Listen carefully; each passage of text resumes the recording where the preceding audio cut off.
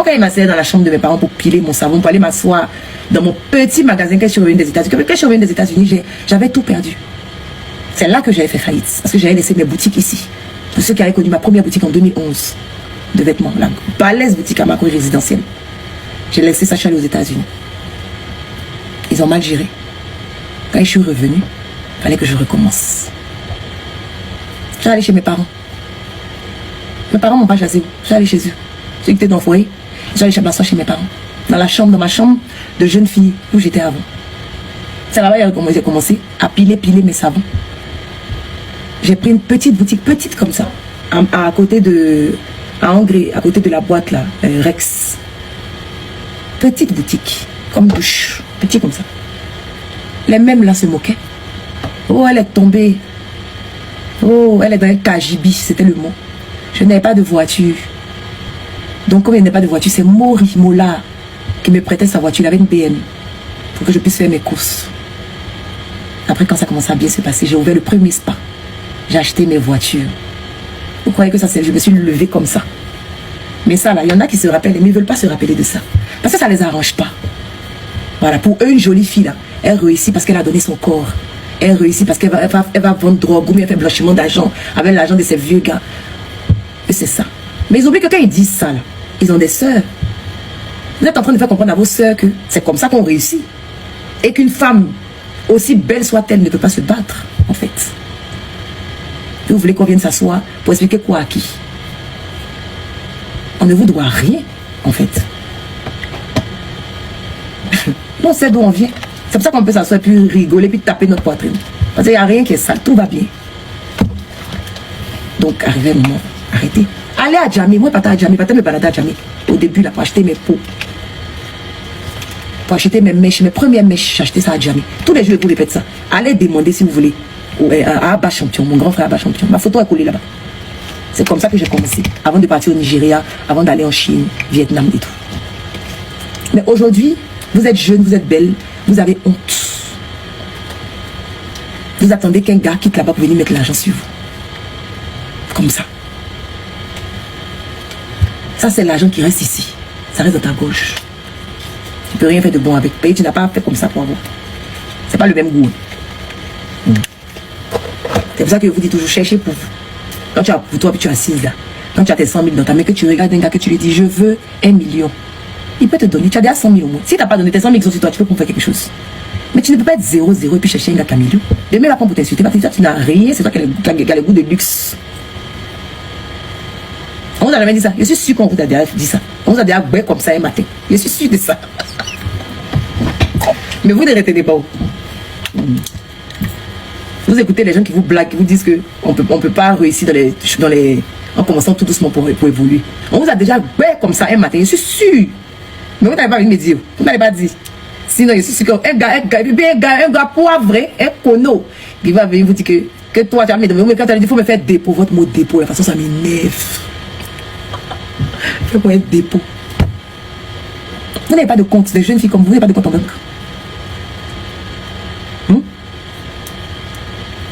Fais-moi un dépôt. Élevez le niveau là. Hein? Attends, on te bat toujours. Ah. Mais on te bat toujours, mais tu restes dedans. Hein? Tu as vu que tu restes dedans, tu ne bouges pas. Hein? Au lieu de voler, là. Tu ne bouges pas. Ça te plaît. Tous les jours, on te bat. Ça te plaît?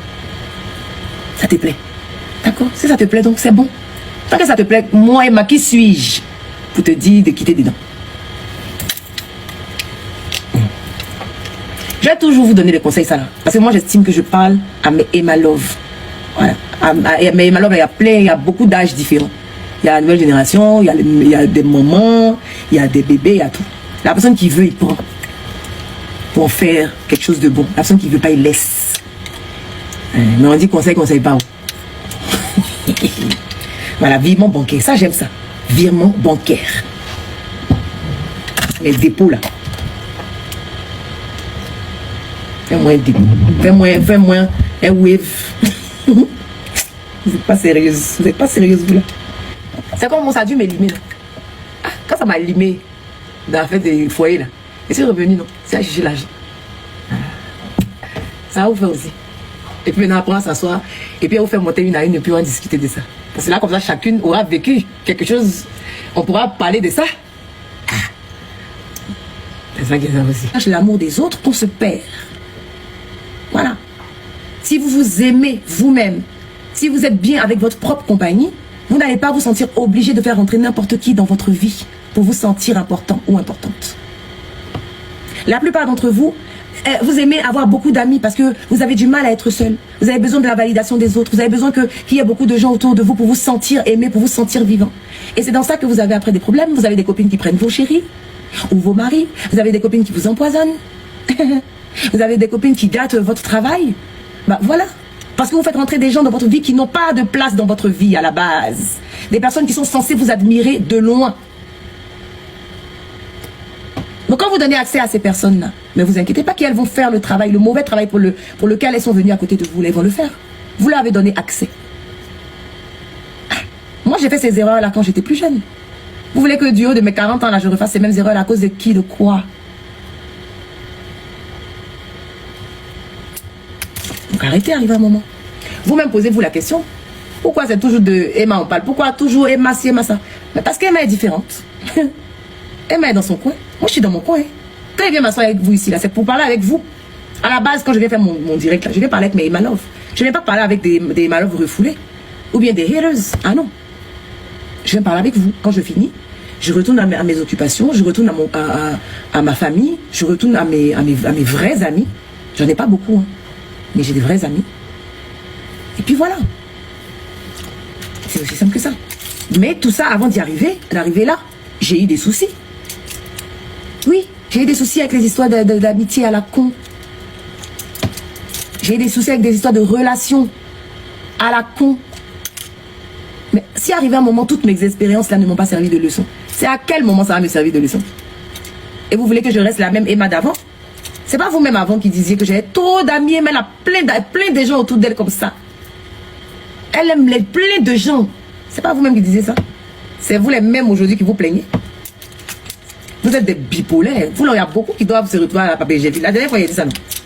C'est pour ça que je vous disais, n'écoutez pas les gens des réseaux. Les gens des réseaux, là. Ils se lèvent un matin. Et puis quand ça pète dans leur tête, ils décident qu'ils t'aiment. Quand ça pète le lendemain, ils décident qu'ils t'aiment pas. Donc si vous voulez vous appuyer sur ce genre de personnes-là pour faire votre vie, mais vous êtes bien perdu. Faites ce que vous avez envie de faire.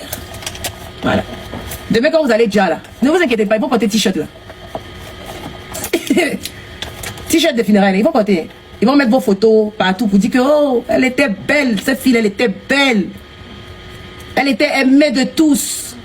Ils vont porter. T-shirt de funérailles, là, ils vont porter. Vous ne vous inquiétez pas. Donc, en attendant qu'ils portent, là, faites ce que vous avez envie de faire. Et puis, c'est tout. Ils n'ont qu'à dire ce qu'ils veulent. Mais effectivement, l'homme est un éternel insatiable. Donc, tu ne vas pas regarder les autres pour vivre ta vie. Tu vas l'échouer. Tu vas échouer ta vie si tu regardes les autres pour la vivre. C'est moi qui vous dis. Voilà. On en a vu ici, on a vu plein d'exemples ici. Quand ils sont décédés, on a vu l'amour. On ne savait pas que les gens les aimaient. Donc c'est des gens comme ça que vous allez regarder. Parce que je sais qu'il y a plein d'entre vous ici qui sont coincés. Des coincés de la vie. Vous êtes jeunes, vous êtes des coincés de la vie parce que vous avez peur de ce que la voisine va dire, de ce que le voisin va dire, de ce que le gars que vous ne connaissez pas, la go que vous ne connaissez pas va dire. Donc vous vous empêchez de faire des choses. Même dans vos business, vous vous empêchez de faire des petits business parce que vous avez peur qu'on vous juge. Qu'on dise, oh, toi une jolie fille comme ça là, tu vends un œuf.